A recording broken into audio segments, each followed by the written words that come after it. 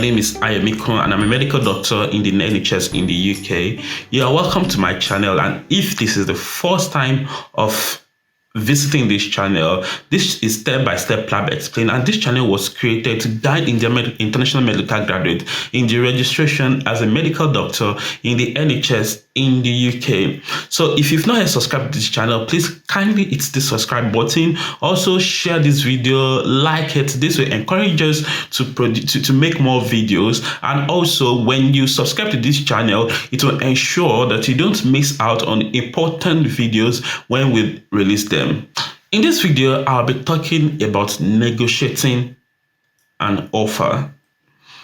In my previous video, I talked about what to do after getting an offer, and I mentioned a few things that you need to do, and one of the things I said you should do when you have a contract offer from a particular trust or hospital is to negotiate the contract if you are not happy with all the terms in the contract.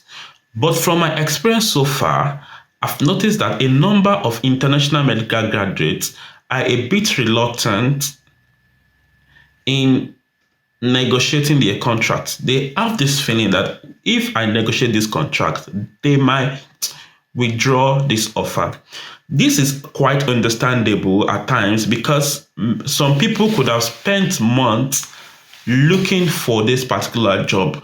They could have attended series of interviews, and all they are getting every time is, oh, sorry, you are unsuccessful. And this can be really heartbreaking.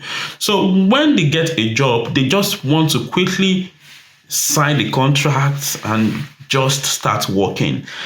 Unfortunately, in the eagerness and them being desperate to get a job, they might not actually look at the contract very well, and there might be things they are not happy with, and they could even have gotten a better offer. So in terms of negotiating a contract, what are the things that you want to negotiate about? It's not just the pay. It's not just the pay. So the things you want to talk about in negotiating a contract include the pay, if there are relocation allowances, study budget, leaves, and some other things. So I will start about the pay. So when you get a job, you are going to get, they will most likely put you on the lowest salary scale for that particular grade. So let's assume that for a particular job, the range of salary based on the experience will be from 33,000 to 37,000. For example, I'm only using this as an example. So if you're starting a job for the first time in the UK, you're probably gonna get an offer that states that your salary is 33,000, which is the lowest for that grade. But if you think that you have better experience and you think that you should be better paid than this, you can email and ask that, considering my experience, I think I should be on a higher pay scale than this. So they can then review it and ask you for evidence that, okay, do you have an evidence of your previous experience? Then you get a letter from where you've worked and produce it as an experience. So it's a letter of your experience showing your abilities, your experience, and things you can do. So you submit this letter to show your experience, and if they think that truly you've got some experience, you're probably going to get a pay increase. So instead of 33, you could get £35,000 per year gross salary. And some people, even if they have more experience, they could be paid at the highest possible salary for their particular grade. So instead of 33,000, they could actually get 37,000 more. They could get 37,000 pounds per year, which is like 4,000 more beyond what they would have get if they didn't negotiate. So it is very important anytime you look at your contract You can always negotiate for more if you think you deserve more and you have the experience to prove that you actually deserve more. Okay, so don't be afraid of negotiating. They won't withdraw your contract because you negotiate. The worst that will happen is they will refuse and tell you that, sorry for your experience, we don't think you deserve more than this. This is what we are offering you. At that point, you can decide to accept or not. So nobody would withdraw your offer because you negotiated. But many people are scared of negotiating. Don't be scared of negotiating. It's a contract. You can decide whether you want to. You can negotiate the contract. You can accept a contract, and you can reject the contract. Because you would really. Some doctors think that, this amount is good enough for me. I'm okay with this. But when you start working and you see your colleagues that you are doing the same job any more than you, at this point you are going to start feeling bad. It's going to make you start feeling bad. You're supposed to get the same.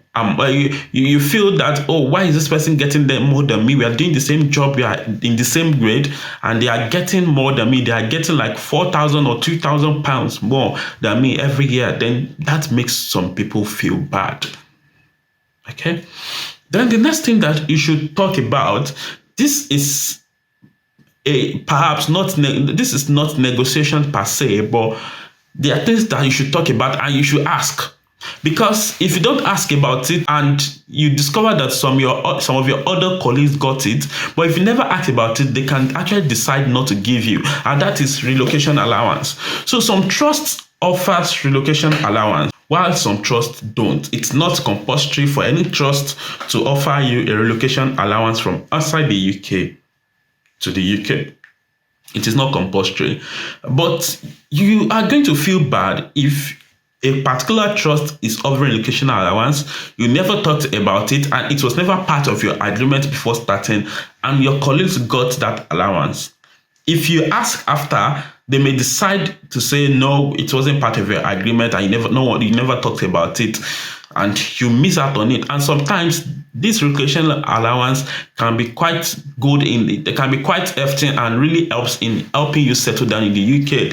So some trusts have offered like £2,000 to help people with relocation, £5,000 to help international medical graduates with relocation. So imagine if you got to the UK and you discovered that one of your colleagues that you resumed together got £5,000 to relocate and to help them settle in the UK, but you didn't get anything.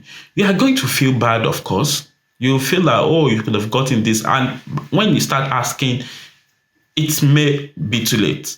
But there is a word of caution when a trust offers you relocation allowance. There is a word of caution.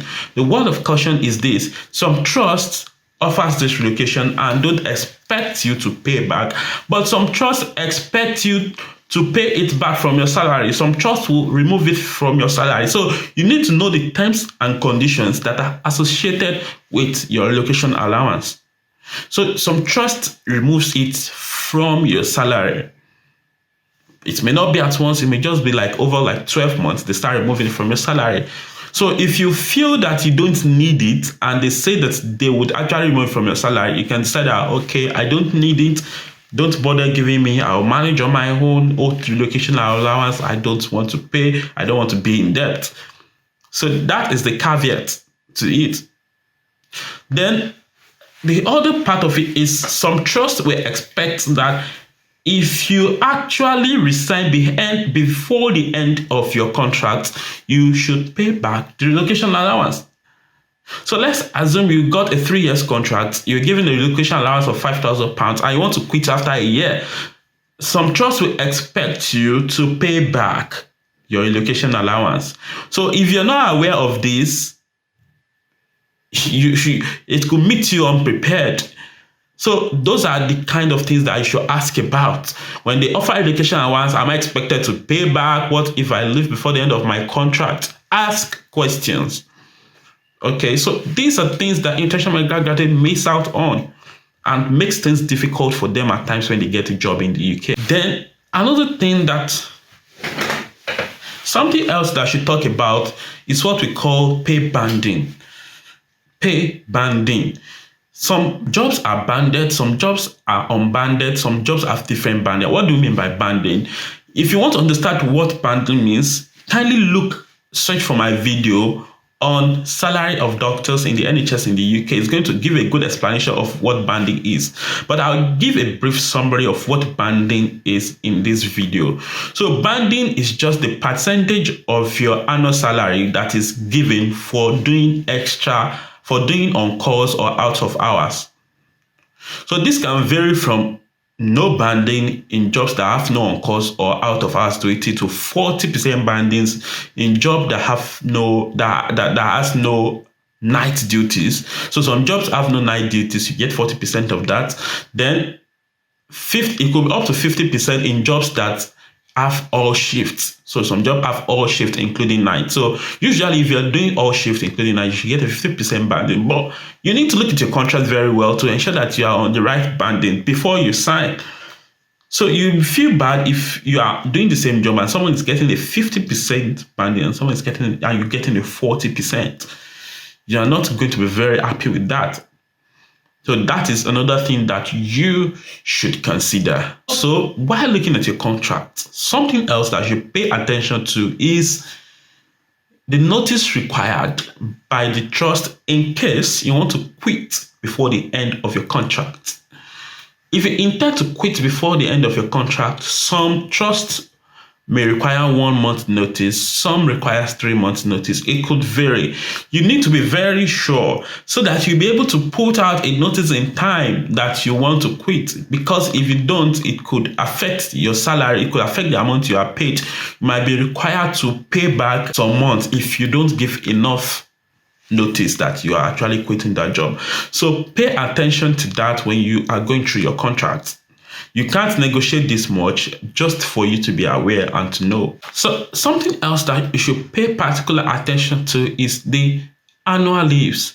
Know the number of annual leaves that you are entitled to. Usually, if you're starting your first job in the NHS in the UK, this will be 27 or 28 days. And in people that have like over 5 years experience in the NHS, this could be like up to 32 days. So you need to be very sure of the number of leaves you are entitled to. It's important to know this number of leaves because I will discuss why you need to know in my next video. My next video will be talking about what you need to do after resuming your first job in the NHS. What do you need to do? So I'll be talking about the importance of knowing your leave entitlement in that particular video. So look out for that video. Then also you should check if you are entitled to study leave. Some trusts have 3 days, some have 5 days, some have 7 days. But for example, in the job that I'm currently doing, I have 1 day per week for study leave or development day. We call it development day in the current job that I'm doing. And it really helps us to do some other things like QIPs and audits. So that's what we mainly use it for. Some people use it to study, to do masters, and it's really a good day to actually do something else apart from your regular day-to-day job. So something else that you should ask about is study budget. That's another thing that you should ask about and look out for in your contract if you have any study budget, because you can't carry a study budget over to another year. So if you have a study budget, you need to use it that year. So a study budget can be used to go for conferences, can be used to go for courses, or take exams like can be used to undergo trainings like the ALS training. So if these things are not included in your offer letter, you should ask the HR.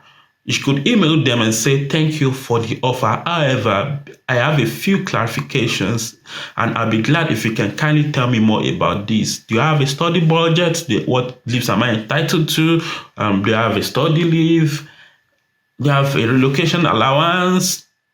So those are the kind of things that you should ask about when you get an offer.